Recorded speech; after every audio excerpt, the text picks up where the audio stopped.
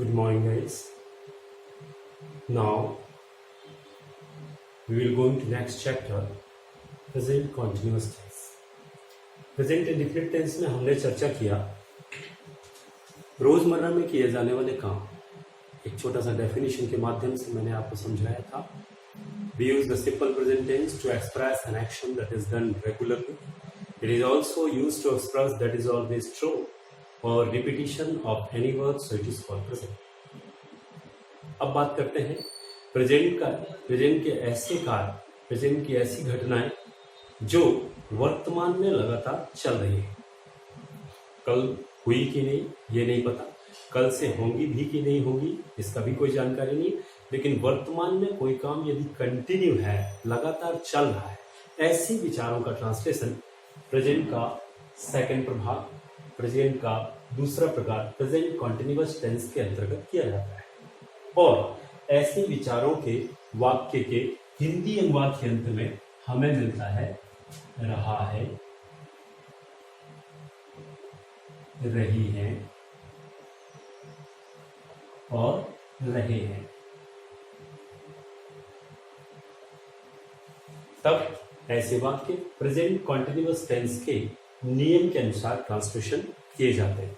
कुछ पार्ट हैं जिनको आपको ध्यान रखना पड़ेगा, बाकी सारी बेसिक टेक्निक्स जो हैं इससे प्रीवियस टेंस में प्रेजेंट इंडेफिनिट में जो बताया था वही रहेंगे। पहली बात, जहां पर प्रेजेंट इंडेफिनिट टेंस में ता है, पी है, ते हैं आता था, वहां अब रहा है, रही है, रहे हैं आएगा। और दूसरा चेंज इसमें जो मेन हेल्पिंग वर्ब होगा, डू डज की जगह इज, आर, एम का प्रयोग करेंगे। Is for he, she, it, single name. Are for you, we, they, and plural.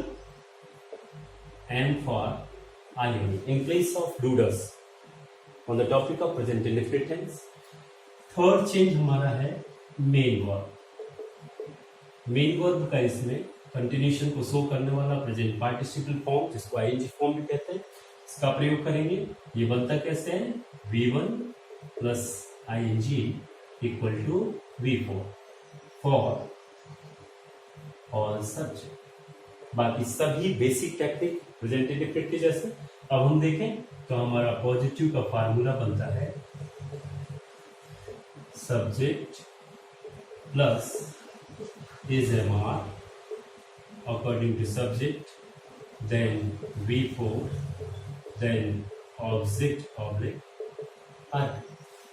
Clear है? सब्जेक्ट लिखा, डूडल्स की जगह मैंने इज एम आर ले लिया। मेन वर्ब का फर्स्ट फॉर्म जहां आता है वहां पर फोर्थ फॉर्म, देन ऑब्जेक्ट, फिर आता है। एक सेंटेंस लिखते हैं, वह हमें हानि के लिए दोष लगा रही है। ध्यान दीजिएगा, ये दोष लगाने का काम वर्तमान समय सीमा पर लगातार चल रहा है। और ऐसे विचारों का ट्रांसलेशन प्रेजेंट के कॉन्टिन्यूअस में होगा। ये हो जाएगा शी सब्जेक्ट आएगा, तो हेल्पिंग वर्ब क्या चूज करेंगे अपन, इज। तो she is blaming us for loss. Write down for subject, according to subject we choose helping verb is, then V4, then object object. ये बन गया पॉजिटिव का। अभी सेम नेगेटिव देखते हैं, तो हमारा नेगेटिव का सेंटेंस इस फार्मूला पर आधारित है। पहले सब्जेक्ट लेंगे, सहायक क्रिया is am are plus not, फिर V4, then object object R. Interrogative में आए तो इंटरोगेटिव में सबसे पहले हेल्पिंग वर्ब क्वेश्चन है, is am are plus subject plus V4, then object object RP question mark. Interrogative negative की बात करें तो सबसे पहले is MR plus subject plus not plus V4 then object oblique RT question mark. Long answer type question, WH word. Write down first WH, then interrogative formula is MR plus subject plus V4 then object oblique RP question mark. WH negative, so write down first WH plus is MR plus subject plus not plus V4 then object oblique RP question mark. इस तरीके से ये 6 formulas हैं, ध्यान दीजिएगा. वह हमें हानि के लिए दोष लगा रही है, so it is positive formula. She is blaming us for loss. Negative में इज एमआर के बाद अपन ने नॉट लगाया. एज पर same conditions to classify present indefinite tense. So she is not blaming us for loss. Interrogative short answer type question, helping book question. Is she blaming us for loss? Interrogative negative. Is she not blaming us for loss? WH word long answer type question. Double interrogative sentences. When is she blaming us for loss? WH negative. Why is she not blaming us for loss. इस तरीके से जैसा हमने present indefinite की practice किया, same practice अपने को continuous का करना है. तो प्रेजेंट की ऐसी कोई भी घटनाएं जो किसी काम का लगातार चलते रहना बताते हो, इस टेंस के अंतर्गत ऐसे विचारों का आसानी से हिंदी से इंग्लिश में ट्रांसलेशन कर सकते हैं. अभी आपको हर फार्मूला से मिनिमम 5 सेंटेंस की प्रैक्टिस कीजिए. जितना ज्यादा आप प्रैक्टिस करेंगे, इस टेंस के अंतर्गत बनाए जाने वाले सेंटेंसों की आप प्रैक्टिस करेंगे, उतना ही कॉन्फिडेंट आप उस टेंस पर हो जाएंगे.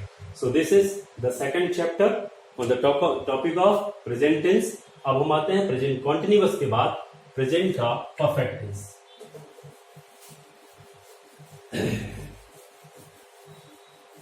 प्रेजेंट परफेक्ट टेंस जैसा कि नाम है वैसे ही इसका काम भी है. The present perfect tense following kinds of action. Action number first, for an action which begin in the past and which was completed by the time of speaking, और for an action which took place in the past and which was completed by the time of speaking. ऐसा कोई भी काम जो भूतकाल में शुरू होता है और वर्तमान में समाप्त होता है. टीचर आपसे क्वेश्चन आस्क करता है, have you finished your homework? आपने अपना होमवर्क कर लिया है. इसका मतलब है कि भूतकाल में आपको टीचर ने वर्क दिया था और उसके परिणाम की सूचना वो वर्तमान में चाहते हैं. So we always find in the end of Hindi translation चुका है, चुकी है और चुके हैं, या फिर आ है, ई है और ए है. ध्यान दीजिएगा, जहां पर हम प्रेजेंट कॉन्टिन्यूअस में रहा है, रहे फाइंड करते थे, we always find in the end of Hindi translation in present perfect tense चुका है, चुकी है, चुके हैं, आ है, ई है और ए. इसमें भी something change, we change helping verb in place of is am are, has or have. So has for use, we find in our sentences subject he, she, it or single name, and have for I, we, you, they and plural. Next change, main verb V3 past participle form for all such things. So positive formula is write down for subject, then has or have, then V3, then object oblique RP. ध्यान दीजिए, एक sentence लेते हैं, वह अपना काम समाप्त कर चुका है या कर लिया है। चुका है, चुकी है, चुके हैं, या फिर आ है, ये है। We always find in the end of Hindi translation ऐसा कोई भी काम जो भूतकाल में शुरू हुआ था और वर्तमान में खत्म हो गया। सो वह मेल पर्सन है, he has, subject he, so we use helping verb has.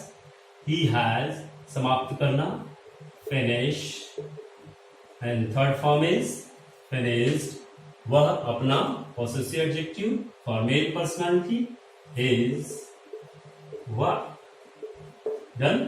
वह अपना काम समाप्त कर चुका है, he has finished his work। Now negative formula is as per same conditions, previous tense, write down first subject, then has or have or hasn't or haven't if we use shortcut, or not, V3, then object oblique RP। Interrogative formula is has, have plus subject plus V3, then object oblique RP। And interrogative negative formula is has or have plus subject plus not plus V3, then object oblique RP, question mark। WH word, long answer type questions, so write down first WH plus interrogative formula, so has or have plus subject plus V3, then object oblique RP। Last one, WH plus negative, WH plus has or have plus subject plus not plus V3, then object oblique RP, question mark। इस तरीके से present perfect के विचार, ऐसे विचार जिसमें चुका है, चुकी है, चुके हैं, या आ है, ये है फाइंड करते हैं। नेचुरली आप ट्रांसलेशन कर सकते हैं। फॉर एग्जाम्पल पॉजिटिव में देखिए, वह अपना काम समाप्त कर चुका है या कर लिया है, so he has finished his work. Negative में जाएंगे तो he has not finished his work. Interrogative में has he finished his work। Interrogative negative, has he not finished his work। WH word, when has he finished his work। WH negative, why has he not finished his work। इन हिंदी, वह अपना काम समाप्त कर चुका है, वह अपना काम समाप्त नहीं कर चुका है। क्या वह अपना काम समाप्त कर चुका है? क्या वह अपना काम समाप्त नहीं कर चुका है? वह अपना काम समाप्त कब कर चुका है? वह अपना काम समाप्त क्यों नहीं कर चुका है? तब इस टेंस के माध्यम से ऐसे सेंटेंस, आप ऐसे विचारों को इंग्लिश ट्रांसलेशन का रूप दे पाएंगे, इंग्लिश का रूप दे पाएंगे, जो for an action which begin in the past and which was completed by the time of speaking. कोई भी काम, ऐसा कोई भी काम जो भूतकाल में शुरू हुआ हो और वर्तमान में उसकी समाप्ति की सूचना हमें देना हो या उसकी समाप्ति का एहसास कराना हो, ऐसे विचारों का ट्रांसलेशन आप प्रेजेंट परफेक्ट टेंस के माध्यम से करेंगे। This is the first part of present perfect tense. इसके बाद सेकंड पार्ट में हम चर्चा करेंगे हैज, हैव और got. Has, have, got verb present perfect tense का सेकंड पार्ट है, जिसमें वर्बलेस सेंटेंसेस का प्रयोग करते हैं। नेक्स्ट वीडियो में मैं आपको वो क्लियर करूंगा। इन दोनों ही टेंसों में यदि आपको कुछ कंफ्यूजन हो तो आप व्हाट्सएप नंबर में अपना जो भी डिस्प्यूट होगा, जो भी कंफ्यूजन हो, आप क्वेश्चन लिख करके आप मुझे सेंड कीजिएगा। नेक्स्ट वीडियो में मैं उसको कवर करूंगा और आपके सारे कंफ्यूजन को रिमूव करने का या दूर करने का मैं पूरा प्रयास करूंगा। नेक्स्ट वीडियो में हम इसका second part has, have, got पढ़ेंगे। और एक लास्ट चैप्टर जो प्रेजेंट परफेक्ट टेंस का बचा हुआ है, last 4th chapter, the present perfect continuous tense is used when the action and continuous for some direction of time, जिसमें हमें टाइम के परिप्रेक्ष्य में सिंस फ्रॉम फार की टेबल भी कवर करनी है। नेक्स्ट वीडियो में मैं आपको वही प्रेजेंट करूंगा। Thank you very much, have a nice day.